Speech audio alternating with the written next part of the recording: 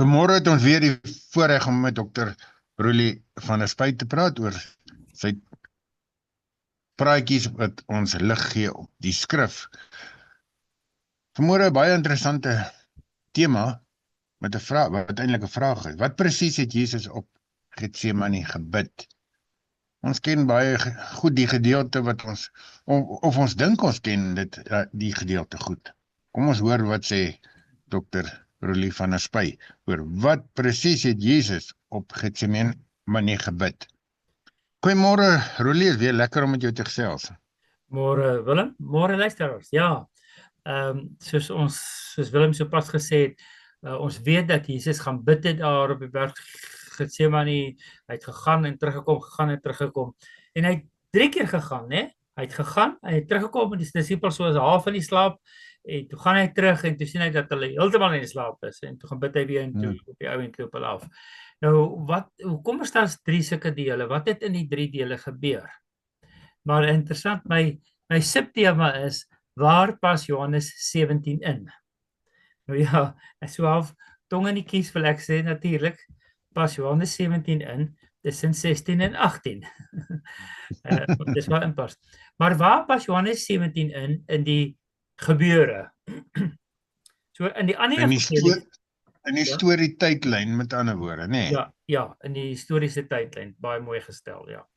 In die ander evangelies gaan julle sien, dan is daar 'n baie mooi opbou en presies word daar gestel waar Jesus dan in Getsemane gaan bid het.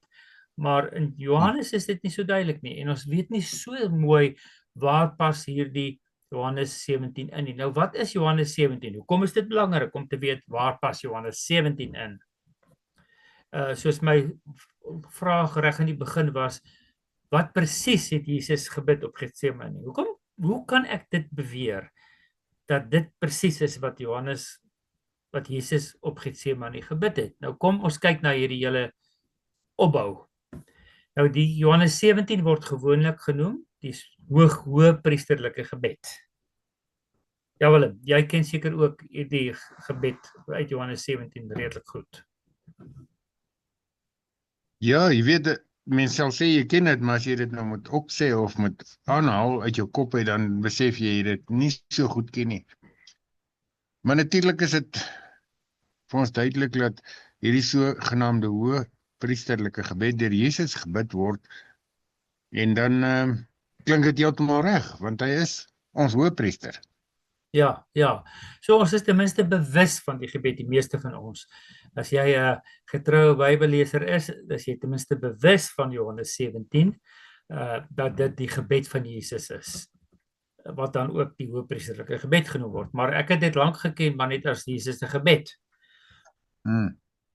Maar ek het nooit verstaan hoekom hierdie gebed nou daarop geteken is nie. Hoekom is dit daarop geteken? En hoekom het Johannes Evangelie nie al die goed opgeteken wat die ander evangelies opgeteken het hier teen die einde van Jesus se lewe nie? So luisteraar, blaai saam met my en dan kyk ons na die opbou van die evangelies. So as jy 'n stukkie papier het, sal dit nogal handig wees, of as jy later dan op YouTube wil kyk, kan jy nou presies sien hoe lyk my notas oor die opbou van die evangelies. So die historiese tydslyn opbou van wat daar gebeur het. So, interessant, Willem, en dis nog 'n praatjie wat ek ook eendag wil maak oor Betanië. Betanië was nogal belangrik in Jesus se lewe. Ek weet nie of jy weet wie daar gebly het nie, luisteraar. Wie het in Betanië gebly? Ja, wat uit die dood uit opgestaan het. Lazarus. En wie is Lazarus se susters? Martha en Maria. Ja, daardie dienende Martha, wat net altyd iets wou doen, en Maria wou net sit by Jesus se voete. Dit het alles by Betanië gebeur. En as jy mooi gaan kyk, luisteraar, dan sien jy dat Jesus elke nou en dan deur Betanië is. Want dit lyk my Lazarus was 'n close vriend, 'n nabye vriend, 'n goeie vriend van Jesus gewees. En so elke nou en dan was hy daar verby en dan kom Martha Maria, dan nooi hulle vir Jesus en die disippels in om daar te kom eet by hulle. Ja. So Betanië is 'n belangrike plek. Dit word nogal redelik gereeld genoem en ek wil eendag dan daaroor praat. As jy dalk intussen tyd bietjie vrae het of gedagtes het oor Betanië, stuur dit gerus vir my. Ek sal graag dit wil inwerk in my een van my volgende praatjies. Goed. Die opbou in Matteus. Jesus is in Betanië. Matteus 26 vers 6, Jesus is in Betanië en direk daarna gaan hy dan weg, dan word die paasmaaltyd gehou en die nagmaal, waar hy dan die nagmaal aankondig en dan met die aankondiging van die nagmaal kondig Jesus dan sy eie dood aan. Want hy sê, hierdie beker is my bloed en hierdie brood is my liggaam wat gebreek gaan word. So, Jesus vier die Paasfees, stel die nagmaal in en kondig sy dood aan. Soos Betanië, Paasfees, nagmaal, aankondiging van die dood. En wat gebeur direk daarna? In Matteus 26 vers 36 gaan Jesus na Getsemane toe. En dan gaan hy met sy disippels. Nou interessant hierso, daar buite om die berg is daar baie mense. Dan vat hy sy disippels, 'n kleiner groep, en uit sy disippels vat hy net 3 mense saam, 3. Jakobus, Johannes en Petrus. So dis 3 groepe mense wat hy saamvat. En as julle onthou, ek het ook oor die tempel gepraat en gesê die tempel is ook so ingedeel, né? Dis die volk buitekant, die priesters en die hoëpriester. Die 3 verskillende vlakke is daar ook, 3 verskillende kringe. Nou dieselfde beeld, simboliek het ook hier na vore gekom in Jesus se optrede. Goed, so Jesus gaan na Betanië toe, Paasfees, nagmaal, kondig sy dood aan. Hy gaan Getsemane toe. Hy bid op die berg en as hy afkom na die Kedron spruit, dan vang hulle vir Jesus. Jesus word gevange geneem in Matteus 26 vers 47. So dis die orde. Interessant, Markus, selfde orde. In Markus 14 vers 3 is Jesus in Betanië. En hy word gesalf vir sy dood, net soos in Matteus. Dan kom vers 10 lees ons van Judas wat hom wil verraai, wat hom wil doodmaak. Dan kom ons by die Paasfees, die nagmaal en die aankondiging vir sy dood, daar by vers 12 rond. So presies net soos Matteus. En dan in Markus 14 vers 32 gaan Jesus dan na die berg Getsemane om daar te bid. En hy gaan bid ook 3 keer. Hy bid vir homself, hy gaan 'n tweede keer bid en hy kom ook 'n derde keer terug. En dan as hy afkom van die berg by die Kedron spruit, word hy gevange geneem. So ons sien dis 'n baie mooi opvolg. Betanië, nagmaal, Paasfees, Getsemane, gevange geneem. Beide die evangelies het dit so. Nou Lukas, interessant, noem nie van Betanië nie, maar Lukas het dan die Paasfees en die nagmaal en die aankondiging van sy dood in Lukas 22 vers 14. So in Lukas 22 vers 14 kondig Jesus sy dood aan by die nagmaal. En daarna gaan hy na Getsemane toe, vers 39 en 41 bid hy vir homself en dan staan hy gaan terug. So hier is ook nie soveel detail oor sy heen en weer gaan van die gebed nie, maar in breë trekke is dit dieselfde. Paasfees, nagmaal, aankondiging van die dood, Getsemane, sy van Getsemane afkom by die Kedron spruit, word hy gevange geneem in Lukas 22 vers 47. So, ek hoop jy het nou al die orde gekry. So Willem, hoe lyk hierdie vaste orde vir jou? Dink jy dit klink na die ware gebeurtenisse wat so op mekaar gevolg het? Ja, soos baie keer, jy weet, Roelie, die presiese beskrywing, selfs woordeliks, staan nie altyd daar nie. Maar die feit dat dit verskillende mense is wat hulle eie stories vertel, op hulle eie manier, bevestig verskillende eienskappe en verskillende omstandighede met ander beklemtonings. En dit wys eintlik maar net vir ons, hier is 3 weergawe, sover, en jy gaan waarskynlik nou praat oor Johannes en van dieselfde gebeure, en grotendeels is daar 'n trant wat ons kan waarneem, en met geen teenstrydighede nie. Verskillende weergawes, ja, want ons sal ook die storie verskillend vertel, as ons dit 4 verskillende mense vra van enigiets. Ja, interessant. Lukas het nie soos die ander 2 evangelies genoem het hy 3 keer gegaan en gebid, 3 keer gegaan en gebid het nie. Maar Lukas noem iets anders. Lukas sê hy het bloed gesweet, wat nie by die ander evangelies genoem word nie. So, dis maar net hier 'n bietjie feit wat anders te beklemtoon word of nie. Maar in breë trekke dieselfde. Paasfees, nagmaal, aankondiging van die dood. Hy gaan na Getsemane toe om te bid. En hy kom terug en hy word gevange geneem. Daai 4 stappe, 5 stappe word by almal genoem. Nou kom ons kyk nou hoe lyk Johannes, die evangelie van Johannes se stappe. So in Johannes 15 sê Jesus vir die disippels dat die wêreld hulle haat. Hy berei hulle eintlik voor, dat is sy lering, lang stukke daar. En dan Johannes 16, as hy nog vir hulle leer oor al die dinge en wat gaan kom en gaan gebeur en alles, dan sê hy eintlik vir hulle in vers 5, Johannes 16 vers 5, dat hy gaan weggaan. En hy gaan na 'n plek toe waar hulle nie nou kan saamgaan nie. En hulle verstaan nie mooi wat dit beteken nie. So, maar hy verwys natuurlik na sy kruisiging en sy dood en sy hemelvaart.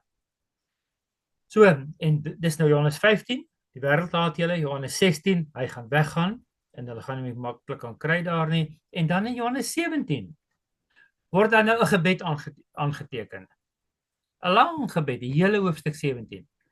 En interessant, hierdie gebed het 3 dele.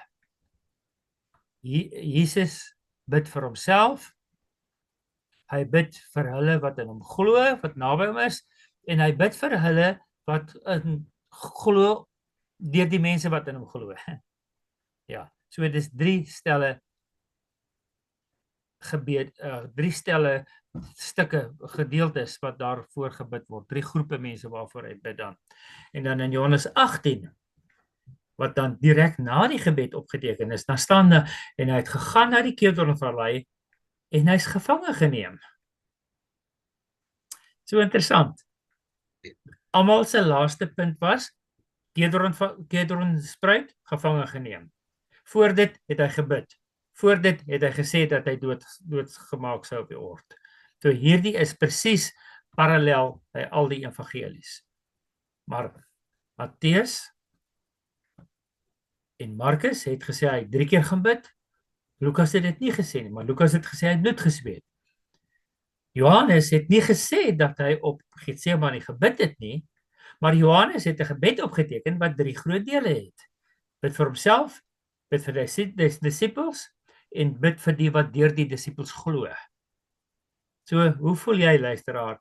Dink jy ons kan 'n afleiding maak om te sê dit is die gebed wat Jesus op Getsemane gebid het? En dit is my groot punt, my groot vraag dan vanoggend ook aan julle, aan elkeen van ons.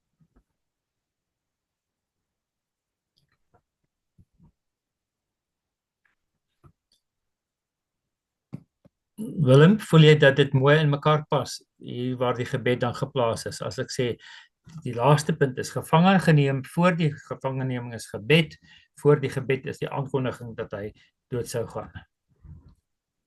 Ja, en Roelie, verseker, jy weet, as jy hierdie gedeeltes lees, dan hoor jy dieselfde verhaal, dieselfde trant. En soos ek gesê het net nou, dis bevestiging. Ons het tog in 'n howe ook hier gebruik, as 2 mense getuig oor 'n saak en dit is eensstemmig oor 'n saak, dan weet ons, of ons neem aan as die waarheid. Hier's 4 gebeure, 4 verskillende mense wat getuig oor 'n saak, opskryf, dit op skrif plaas, en ons het eintlik 'n dubbele beklemtoning van wat gebeur het. Ja, so dit is 'n redelike sterk bevestiging dat dit die waardevolgorde van gebeure is. Ja, en luisteraar, ek weet nie of jy al ooit besef het nie, dat hierdie Johannes 17 dan heel waarskynlik die gebed is wat Johannes gebid het. Jesus gebid het. Ekskuus, wat Jesus gebid het. Nou ja. Ja. Nou, hoe weet ons dat Jesus hierdie gebed gebid het? Nou, kom ek vra vir jou, wie het hierdie gebed opgeteken? Dit is Johannes. Wie was die 3 mense wat saam met Jesus na die verste punt gegaan het? Want dit was eers die groot skare mense, toe die disippels, en toe het Jesus net 3 saamgevat. Hy het vir Jakobus, Ja, die driemanskap, ja, ja, Jakobus, Johannes en Petrus. Jakobus, Johannes en Petrus. So hierdie 3 was binne hoër afstand van Jesus toe hy gebid het. Nou ja, dit lyk of hulle geslaap het, maar ek dink Jesus het, as ek reg onthou, het meestal vir Petrus aangespreek en gesê, wat slaap julle so? Maar ons lees ook op ander plekke. Johannes is die een wat altyd by Jesus gesit het, langs Jesus gesit het, teen Jesus se bors geleun het, want hulle het so op die grond gesit en aangeleun. So Johannes was Jesus se beste vriend, closest vriend. Hy sy wat die naaste aan hom was. En 10:1 het hy nie aan die slaap geraak nie. 10:1 was hy so bekommerd, Johannes, oor sy vriend Jesus, dat hy geluister het wat Jesus bid. En toe het hy agterna gegaan en vir ons opgeteken. 'n ander opsie is natuurlik dat hy gehoor het, maar nie mooi kon hoor nie en vir Jesus gevra het, wat het hy gebid? Maar die lang storie is dit dat Johannes het op die ou end 'n gebed opgeteken wat Jesus gebid het net voordat hy gevange geneem is. Nou ja, as ons na die ander evangelies kyk, dan sien ons hy's gevange geneem en voor dit het hy op die berg Getsemane gebid. Nou hier kom dan die gebed wat waarskynlik op die berg Getsemane deur Jesus gebid is. So, kom ons lees Johannes 17. Willem, ek wil net gou dit aankondig dan, die opbreek van hierdie gebed. Jesus bid vir homself, vers 1 tot 8. Jesus bid vir die disippels, vers 9 tot 19. En Jesus bid vir die mense wat glo as gevolg van die disippels, van vers 20 tot 26. So kom ons lees dit, dan kyk ons of dit vir ons duidelik is, dat dit die 3 dinge is wat Jesus gebid het. Willem, sou jy vir ons asseblief dan Johannes 17 van 1 tot 9 kon lees? Jesus het hierdie dinge gesê en toe sy oë na die hemel opgerig en gesê, Vader, die uur het aangebreek, verheerlik u seun, sodat die seun u kan verheerlik, net soos u aan hom gesag oor die hele mensdom gegee het, sodat hy aan elkeen wat u aan hom gegee het, die ewige lewe kan gee. En dit is die ewige lewe, dat hulle u ken, die enigste ware God, en ook hom wat u gestuur het, Jesus Christus. Ek het u op die aarde verheerlik deur die werk te voltooi wat u aan my gegee het om te doen. En nou, Vader, verheerlik my by u met die heerlikheid wat ek by u gehad het voordat die wêreld bestaan het. Ek het u naam bekend gemaak aan die mense wat u my uit die wêreld gegee het. Hulle het aan u behoort en u het hulle aan my gegee en hulle het u woord gehoorsaam. Nou weet hulle dat alles wat u my gegee het van u kom. Die woorde wat u my gegee het ek aan hulle gegee. En hulle het dit aanvaar en werklik besef dat ek van u afgekom het. En hulle het geglo dat u my gestuur het. Ja, dis vir my verskriklik 'n mooi deel van die gebed, né? Daar vers 1 daar staan, Vader, die uur het aangebreek, verheerlik u seun. Nou daai woorde, die uur het aangebreek, dit is tog aangeteken deur die ander evangelies ook, dat Jesus dit gebid het, gesê, Here, die uur het aangebreek, mag die beker by my verbygaan of nie. So Jesus sê Jesus dan net, volgens Johannes, die Vader, die uur het aangebreek. Maar dan sê hy, verheerlik u seun, sodat die seun u kan verheerlik. So hy bid vir homself. Dan gaan hy deur die hele gebed oor die eenheid tussen Vader en seun. En dan hier van vers 6 af die laaste gedeeltetjie word mooi beklemtoon dat hy duidelik gemaak het aan die disippels wie hy is. En dat hulle hom geglo het, né? Dis baie mooi vers 8. Die woorde wat u my gegee het ek aan hulle gegee. En hulle het dit aanvaar en werklik besef dat ek van u afgekom het. En hulle het geglo dat u my gestuur het. So dit gaan oor Jesus Christus wat bevestig dat hy deur God gestuur is as die seun van God. Dit is die eerste groot gedeelte. En dit pas in dan by wat Matteus en Markus baie mooi uitspel. En dit pas in ook by die hoëpriester se werk. daar in Levitikus 16 en Eksodus 28 waar die hoofpriester ingaan en eers vir homself versoening doen. Daarna het hy die hoofpriester vir die priesters versoening gedoen. So vir wie bid Jesus dan in die tweede gedeelte van die gebed? Vir die disippels. Vir hulle wat 'n bietjie verder is, wat maar naby hom ook. So ek lees dan Johannes 17 van vers 9 tot 19. Ek bid vir hulle. Ek bid nie vir die wêreld nie, maar vir hulle wat U aan my gegee het, omdat hulle aan U behoort. En alles wat myne is, behoort aan U. En wat aan U behoort is myne. En in hulle is ek verheerlik. Ek is nie meer in die wêreld nie, maar hulle is nog in die wêreld, net so die disippels. Ek kom na U, Heilige Vader, bewaar hulle wat U aan my gegee het in U naam, sodat hulle net soos ons een kan wees. So hy bid nou oor die eenheid vir die disippels met hom, soos hy gebid het vir die eenheid tussen die Vader en homself. Vers 12. Toe ek by hulle was, het ek hulle wat U aan my gegee het in U naam bewaar. Ek het hulle ook beskerm en niemand van hulle het verlore gegaan nie. Interessant, behalwe die seun van die verderf, sodat die skrif vervul sou word. Maar nou kom ek na U. Ek sê hierdie dinge terwyl ek in die wêreld is, sodat hulle my boodskap volkome in hulle kan hê. Ek het aan hulle U woorde gegee, maar die wêreld het hulle gehaat, omdat hulle nie van die wêreld is nie, net soos ek ook nie van die wêreld is nie. Ek bid nie dat U hulle uit die wêreld moet wegneem nie, maar dat U hulle van die bose bewaar, né? Dis 'n baie mooi versie daarin ook, want ons vra so baie keer hoekom haal die Here ons nie uit die moeilikheid uit nie, maar hy sê hy bewaar ons in die moeilikheid. Vers 15. Ek bid nie dat U hulle uit die wêreld moet wegneem nie, maar dat U hulle van die bose bewaar. 16. Hulle is nie van die wêreld nie, net soos ek ook nie van die wêreld is nie. Heilig hulle deur die waarheid. U woord is die waarheid. Net soos U my in die wêreld ingestuur het, so het ek ook hulle in die wêreld ingestuur. En terwille van hulle heilig ek myself, sodat hulle ook deur die waarheid geheilig kan wees. Ja, dis 'n baie mooi gebed wat Jesus dan vir die disippels bid. En dan kom ons nou by die derde deel van die gebed.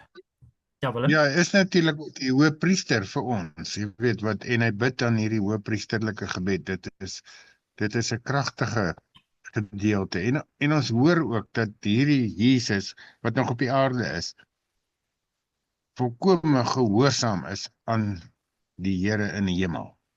Daar's geen eie waan, eie geregtigheid, aanstellerigheid, niks. Hy's gehoorsaam aan die Vader in die hemel. Ja. Vir my baie kragtig. Dis en hy wil heilig wees soos die Vader heilig is, sodat die disippels kan heilig wees. Baie mooi. Ja. Goed, lees nou vir ons asseblief die derde gedeelte, né? So eerstens het Jesus vir homself gebid. Toe het hy teruggegaan, gesien die disippels slaap nog. Toe kom hy terug, toe bid hy vir die disippels. Toe gaan hy terug, toe sien hulle slaap nog en toe bid hy vir al die ander gelowiges wat dan gelowig sal word deur die getuienis van die disippels. So, dis van vers 20 af asseblief. Johannes 17 van vers 20 af. Ja, nog 'n verdere bevestiging van hom en die Vader en 'n eenheid van die drie enige God wie in ons glo. Vers 20. Ek bid egter nie net vir hulle nie, maar ook vir die wat deur hulle woorde in my glo, dat hulle almal een kan wees, net soos U, Vader, in my is en ek in U, en dat hulle ook in ons kan wees, sodat die wêreld kan glo dat U my gestuur het. En ek het die heerlikheid wat U aan my gegee het, aan hulle gegee, sodat hulle een kan wees, net soos ons een is. Ek in hulle en U in my, sodat hulle volledig een kan wees en die wêreld kan weet dat U my gestuur het en hulle liefgehad het. Net soos U my liefgehad het. Vader, ek wil hê dat waar ek is, hulle wat U my gegee het, ook saam met my kan wees, sodat hulle my heerlikheid kan sien, die heerlikheid wat U my gegee het, omdat U my van voor die grondlegging van die wêreld liefgehad het. Regverdige Vader, die wêreld ken U nie, maar ek ken U, en hulle weet dat U my gestuur het. En ek het U naam aan hulle bekend gemaak, en ek sal dit verder bekend maak, sodat die liefde waarmee U my liefgehad het, in hulle kan wees, en ek in hulle. Ja, ja. So dit is nou eintlik wat Jesus vir ons bid. Vir ons, die nageslagte van mense wat geglo het na aanleiding van die getuienis van die disippels. Ja, en dis my so treffend, nê, dat Jesus wil hê dat ons saam met hom daar moet wees by die Vader waar hy is, nê? Vader, ek wil hê, vers 24, Vader, ek wil hê dat waar ek is, hulle wat U my gegee het, ook saam met my kan wees, sodat hulle my heerlikheid kan sien, hè? En die heerlikheid wat U my gegee het, omdat U my van voor die grondlegging van die wêreld liefgehad het. Ja. So Jesus wil hê dat jy wat glo saam met hom voor die Vader in die hemel kan wees, sodat jy regtig Jesus se heerlikheid kan sien. Ek dink dis 'n probleem. Ons sien nie eintlik Jesus se heerlikheid so volledig hier op aarde nie. Miskien is ons te sondig. En daaroor kan ons nie Jesus se heerlikheid sien nie. En ek dink Jesus weet dit en dan wil daarom sê hy, maar as ons dan verheerlik is, geheilig is, dan gaan ons saam met hom by die Vader wees en sy ware heerlikheid, heiligheid sien. Ja, baie treffend. Ja, en ook die heerlikheid, jy weet, as hy hier sê, die heerlikheid wat hy aan hom gegee, wat die Here God aan hom gegee het, dat ons dit kan sien, dan is dit nie noodwendig dat ons dit sien en apaties staan daaroor nie, maar as jy dit kan sien, dan is jy daar. Ja. Dan is jy ook in die heerlikheid van God. En dis wat ek hoor hier, jy weet, hy wil seker maak, elkeen van ons wat in hom glo, wat in sy teenwoordigheid wil wees en leef, daar sal wees waar hy die heerlikheid van Christus sal sien, van God sal sien, want dan is ons in die heerlikheid van God en daar is ons in die hemel. Ja, Willem, ek is van die oortuiging dat die oomblik as jy God se Jesus se heiligheid sien, met ander woorde erken, ervaar, gaan jy nie anders kan as om in aanbidding neer te val nie. Ja. So dit is nie asof dis iets wat jy bekyk van ver af nie, dit is iets wat jy ervaar. As jy Jesus se heerlikheid sien, sy heiligheid sien, dan begin jy dit ervaar. En dan gaan jy voor hom neerval in gebed. Ja, interessant. Juist net die hierna, toe Judas Iskariot kom vir Jesus te verraai, toe vra Jesus vir hom ook, waarvoor het julle gekom? Toe sê hy, ons wil vir Jesus van Nasaret vang. Dan sê hy, ego eimi, dit is ek. Nou daai uitspraak, dit is ek, die ego eimi, daai spesifieke woorde. Dis ook die woorde wat God vir Moses gesê het, toe Moses vra, wie sal ek sê is U God wat my roep en stuur? Dan sê God vir hom in Exodus 3 vers 14, ek is ek is hy, dit is ek. En letterlik daai woorde is die woorde wat Jesus dan gebruik as hulle wil vang, en hy sê, dit is ek is ek, hier is ek. En dan ervaar hulle iets van sy heiligheid en hulle val hulle boeglam neer op die grond en hulle aanbid hom. So die mense wat Jesus wil vang, sien iets van Jesus se heerlikheid en val op die grond neer en aanbid hom. Die ouens wat hom wil vang, aanbid hom. En daarom sê hy, ek is nie 'n krimineel nie, julle hoef my nie vas te bind nie, ek sal gaan waarheen moet ons gaan. Want hy weet dat dit is wat moet gebeur, dis wat beskryf is. Roelie, net vir interessantheidshalwe, dink jy die gesprek het in Hebreëus of in Grieks of Aramees plaasgevind? Die gesprek by Getsemane, né? Na die tyd, daar by Ja, want dit was tog die priesterlike wagte wat hom kom, ja, en hulle was waarskynlik almal ja, Hebreërs.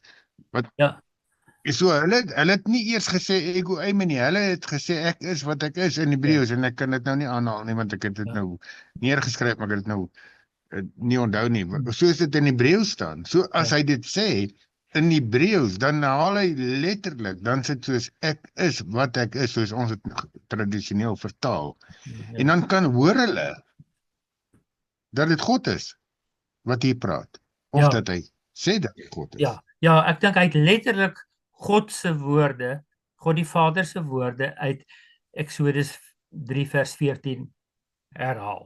Letterlik daardie woorde, die Hebreëse woorde. Jy weet, dis my so wonderlik om te sien, want hierdie gebed wat hy bid, is eintlik nie sy eie gebed nie. Dis die gebed soos 'n hoëpriesterlike gebed is, in 3 dele met die 3 fasette van die hoëpriesterlike gebed. Dis nie asof hy 'n nuwe gebed nie. Hy bid die gebed van die Ou Testament, soos die hoëpriesters van die Ou Testament.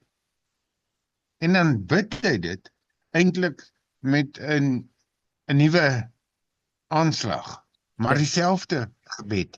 En ek dink almal wat dit hoor en lees en wat dit die Ou Testament verstaan en geken het, besef die kontinuïteit is net te oorverdomend om te dink dat dit nie die Christus, nie die Messias is nie. Ja, weet jy, dis my so interessant. Ek kyk nogal heelwat na Joodse goeters, videoetjies en dinge, en so dikwels kom ek deesdae af op Jode wat besef dat Jesus die Messias is, dat Jesus die vervulling is van die hoëpriester, dat Jesus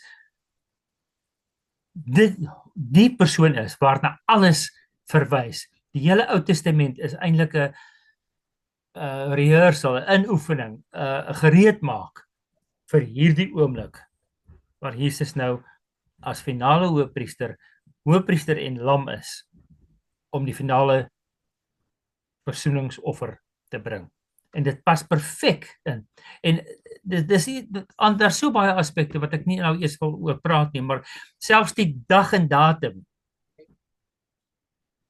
wat die groot versoening plaasgevind het, is presies dieselfde datum wat Jesus se kruisiging plaasgevind het. Want die Paasfees is van daai tyd gevier en die Paasfees is weer gevier. En Jesus het op die Paasfees, op die dag wat die lam geslag moet word, is Jesus gekruisig, is hy geslag. So alles pas perfek in. Perfek. Jy moet eendag vir ons die hele verduideliking gee, maar ons weet tog dat Jesus op die Paasfees tyd na Jerusalem gegaan het en dat die kruisiging daardie dag gebeur het. Ja, maar hierdie gebed is 'n aangrypende gebed, jy weet, ook in hierdie gedeelte, soos jy sê, die derde gedeelte wat eintlik vir ons is, wat 'n bietjie verder staan, want ons is nie in die binnekring van die disippels nie. Ons is die wat deur die disippels se evangelie, of nie net daai disippels nie, maar deur evangeliste en die disippels se evangelie verkondiging tot geloof gekom het. So ons is eintlik baie geseënd en genadig, jy weet, omdat ons nie Jode is nie, dat ons nie die evangelie eerstehands gehoor het nie, maar deur die werking van ander getuienis. Ja, so die vers 20 sê, ek bid vir hulle wat deur julle woorde glo. Die disippels se woorde, ja. Dit is net ongelooflik genade. Ek weet nie, ek wil dan begin afsluit deur net die opsomming van hierdie gebed weer uit te lig. Dit sê Jesus bid vir homself, vers 1 tot 8. Hy gaan terug na die disippels, hy sien hulle slaap. Hy gaan om weer te bid en hy bid dan vir die disippels. Na hy vir die disippels gebid het, gaan hy terug en sien slaap nog en dan bid hy vir ons, vir die mense wat glo weens die getuienis van die disippels.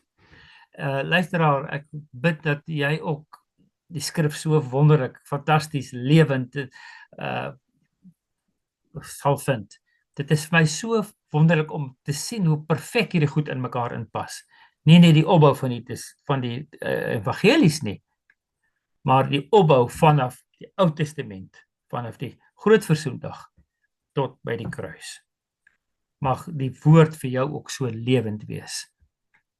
Soos dit deesdae vir my ook begin lewend word. Ek is so dankbaar vir die Here dat hy my lei en help om ook hierdie insigte bietjie te kan kry, en ek glo daar's soveel meer wat ons nog nie sien nie. Bid vir my, bid vir ons. Laat ons vir mekaar bid dat ons groter insig sal kry in al hierdie wonderlike fasette van God se heilige woord.